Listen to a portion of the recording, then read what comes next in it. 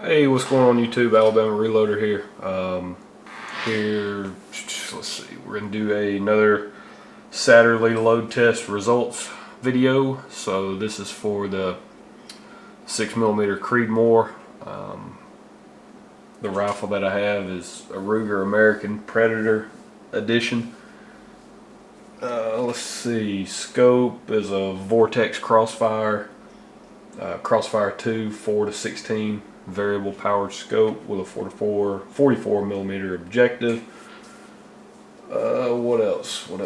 That's about it. It's a pretty cheap setup. I think I gave $350 for the rifle, and then I believe I paid like $150 for the scope, somewhere in that range. So around $500 setup is basically what we're looking at, probably closer to six when you pay taxes and all that fun stuff. So we're working on some Satterlee load tests, and the last time I went out and shot, I did the test with 4 different powders. I loaded up 5, so the 5 powders that I loaded up were H4350, IMR 4350, H4831, IMR 4451, and Hodgdon's Superformance. I haven't shot the Superformance yet, so that one's still left to be shot next time I go out to the range. But I got the other 4 test rounds fired, and I was able to graph everything. So what we're looking at right here is that's the 6mm Creedmoor with the IMR 4451, and I know you cannot read the graph. I get it, but what I'll do, I'll just kind of walk you through it. The couple of flat spots that we're going to take a look at. Unfortunately, it's one of our better areas is down on the bottom end, and so pretty much we started at max charge weight of 40.8 grains, and then back down we're shooting the bullet, we're shooting the Hornady 108 grain ELD match bullet. So we started at 40.8 grains for the powder charge max, and then we backed off. So here's the thing with these, with the 6mm, so I probably could have done this a little bit better, hindsight being 2020. I probably should have worked up the loads in using 0.2 of a grain increments, but I used 0.3 of a grain. So yeah, so looking back now, probably should have done 0.2, but it is what it is. I started at 40.8 and then went back in 0.3 of a grain from there, and so basically our starting charge was 38.1, and that got us 2,700. Let's see, it was basically 2,727 feet per second. So these first 3 charges of 38.1, 0.4, and 0.7, those are 2,700 feet per second, give or take 20 feet. And then from there, the velocity goes up to 2762 with that next charge.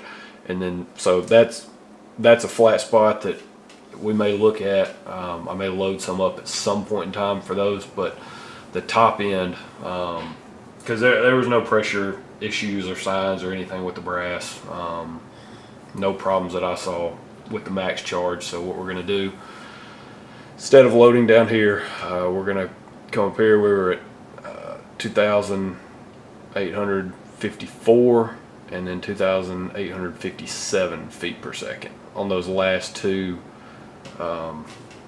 test shots. So last 2 charges, which was 40.5 and 40.8. So if we load those up again, basically now, so I loaded the 10 rounds, and next I'm going to load up 4 5-shot groups, within one of these areas, and I'm going to start here on the top end. So we're going to start at 40.5, so we'll go 40.5, 40.6, 40.7, and 40.8. That will be the 4 5-shot groups that we're going to test. When we go back out to the range, we'll test accuracy and velocity to see how consistent this flat spot is. Basically, see how accurate that is, I guess. See if we can come up with a good load somewhere around 40.6 or 7 in that range. One of those two charges hopefully will provide really good accuracy and stable velocity. So there's that one. Moving right along, I'll show you all 4 graphs. Kind of talk to each one just a little bit. So this is H4831, and it's very similar on the bottom end to IMR 4451. So the first 3 charges are right around 2,700 feet per second. It's actually 2712, 2705, 2707. So, and this one I probably will stick with that 2,700 feet per second velocity. I'll probably hang out in that range. But on this one, we started at 44.1 grains and worked our way back. And so our starting charge is 41.4. So you got 41.4, 0.7, and 42. So you got 0.6 of a grain spread there on the charge weights, and you know you have an extreme spread of 7 feet per second. So that's something we're gonna look at and explore with this powder. So we didn't really see anything on the top end. I mean, I know we have the dip right here. You got 2817 and 20. It drops to 2807 on those 2 charges. But seeing very minimal velocity change over 0.6 of a grain, so over 3 different charge weights. Yeah. That'd be hopefully if we could find a good stable load in that range, we should be able to, an accurate load that's pretty stable, then we'll just go with that. With that powder, I don't really anticipate loading up a whole lot of 4831 for the 6mm. I simply got them to test and see how they would do in this test, and then maybe develop a halfway decent load for it. But I've got a ton of H4350, so I don't really see myself. I'd probably work up some loads of 4451, but H4831, I just wanted to throw it in there and give it a shot, test it out. Same thing for IMR 4350.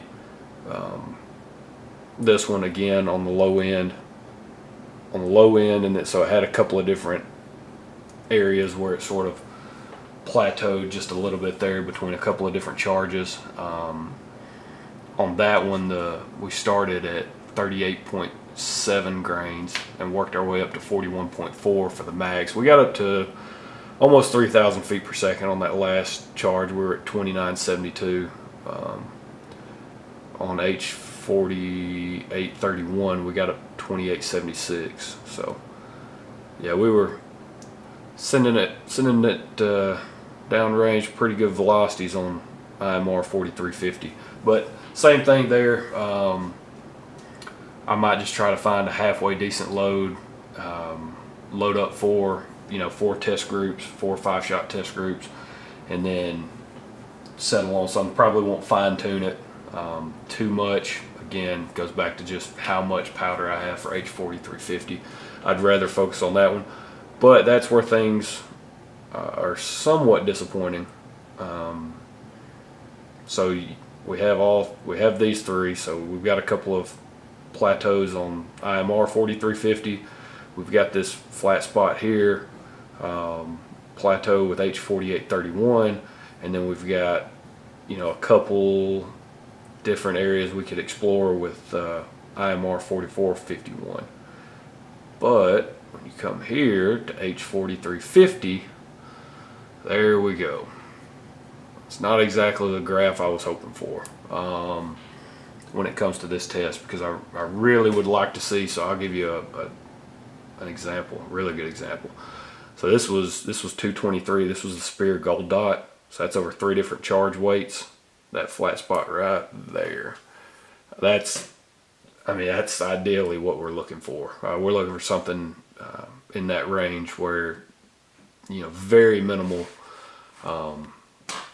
velocity shift or change over a few different charge weights. But Unfortunately, we didn't get that with H4350, which kind of sucks because I've got probably 12 pounds of powder, 12 pounds of H4350. So we're going to do a lot of shooting with that powder. So I was really hoping to see something a little better than this. I was thinking about going back and doing the Satterlee load test with this one, where I did the 0.2 of a grain increment. I think I might do that. I'm not really 100% sold on that just yet, but with this graph, I think I'm almost going to have to. On this one, I was looking, you know, what would be a good area to maybe target. And then right here on these two different charge weights, I was looking for what's the lowest spread in velocity. And right here, this is 9 feet per second. And so that's charge 41. So that's 41 grains there. It's 41.3 grains. And they're right at, you know, 29.52 and 29.61 on velocity. So it's a 9 foot per second, 9 feet per second difference there. So that's kind of where I was thinking about targeting my test loads. You know, start at 41, go 41, 41.1, 0.2, and 0.3. I don't know. You know, maybe if all y'all out there in YouTube land has an opinion on this, on where I should start, that'd be great. Feel free to leave a comment and let me know. But so right now on this one, I'm thinking, that's kind of what I'm thinking is, you know, basically my third to last charge there, start with that, and see if we can work up a really good load. It'd be nice to hang around that 29, you know, 29.50 on our velocity, somewhere in that range. So yeah, that's it. That was our Satterlee load test results, and now we are, let's see, I just got done prepping the brass, so swing right there. Yep.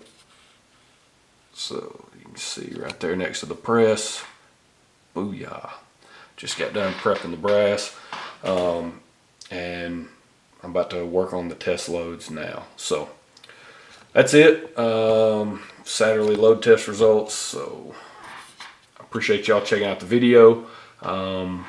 Yeah, if you have any comments on the different graphs for the different powders, or if you want to know more information, all the velocities, whatever, you know, if there's something you want to know, just obviously feel free to leave a comment or shoot me a message or however that works. And I'll definitely expand on any of this, but I just didn't want to bore you too much because this video is getting a little long and I didn't want to go into the weeds of all the velocities and blah blah blah and all that garbage. But let's see. What I will tell you though is, so we were, kind of tell you I told you the bullet we were using, the Hornady 108 grain ELD match. We were using Hornady brass. Let's see, I'll try to get you all the information here. Overall length, so cartridge overall length was 2.770, of course plus or minus a few thousandths one way or the other. Yep, that was it. And we were using Federal Gold Medal Match large rifle primers for the test. So that should be about it. Yeah, other than that, also picked up all the powder over at Mr. Big Guns, so I'm sure y'all are tired of hearing that by now, but if you would go check out their website or stop in and see them and spend all your hard-earned money there, then, well, I wouldn't quit talking about it. I'd keep talking about it, but I'm just saying, make sure you head over there. I'll throw a link down in the description to their website, but make sure you go check them out. But yeah, that's where I got all the powder for these tests, so that's about it. Y'all have a good one. I appreciate it.